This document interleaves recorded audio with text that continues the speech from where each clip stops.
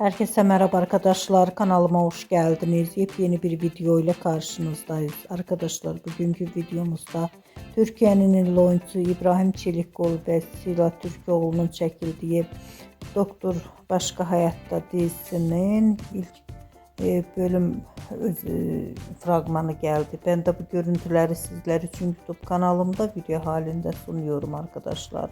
Umarım beğenirsiniz. Videomu beğendiyseniz kanalımı izlemeyi ve bildirimler açık tutmayı unutmayın. Hoşça kalın.